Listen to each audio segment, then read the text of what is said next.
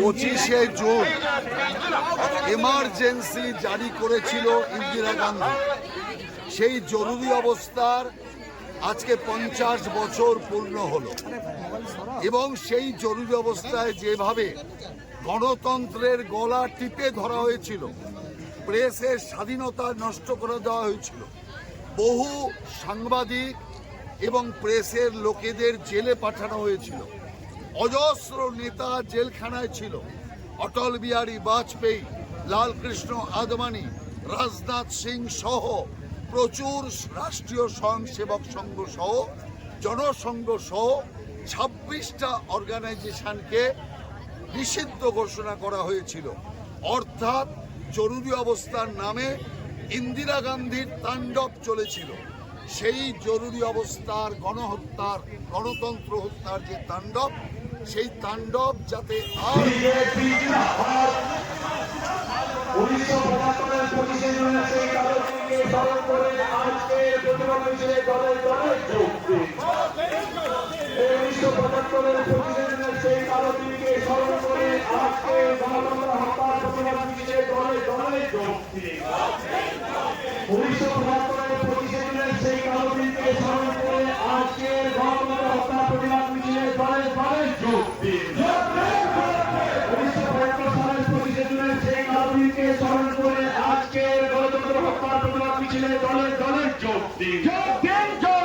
এই মুহূর্তে আমাদের এইখানে মিছিল এসে উপস্থিত হয়েছে।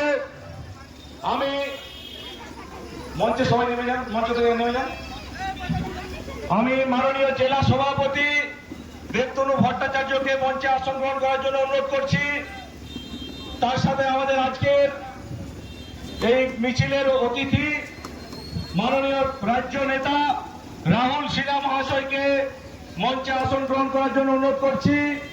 মঞ্চে আসার জন্য অনুরোধ করছি আসানসোল দক্ষিণের বিধায়িকা তথা বিজেপির রাজ্যের সাধারণ সম্পাদক অগ্নিমিত্রা পাল মহাশয়া মঞ্চে আসার জন্য অনুরোধ করছি। ভারতীয় জনতা পার্টির রাজ্য কমিটির সদস্য লড়াকু নেতা মাননীয় কৃষ্ণেন্দু মুখার্জি মহাশয়কে इमरजेंसी के दौरान स्कूल के छात्रों को वो स्कूल के छात्र भी पकड़ पकड़ के जेलों में ठूसते रहे। उन लोगों ने इस संविधान की हत्या की थी।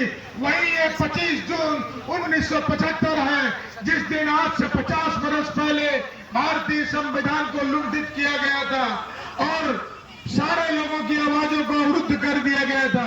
वो क्या प्रेस के लोग, मीडिया के लोग, सारे लोगों को जेल में बंद कर दिया गया था।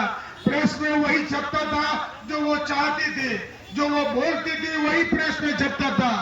इस तरह की अराजकता जिन लोगों ने फैलाई आज वो संविधान का हवाला देते हैं। वो यूपी के बबुआ और दिल्ली के बबुआ दोनों संविधान लेकर घूमते हैं।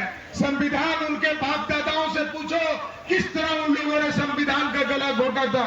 इन्हीं शब्दों के साथ मैं अपनी वाणी को विराम देता हूं। भारत माता की, भारत माता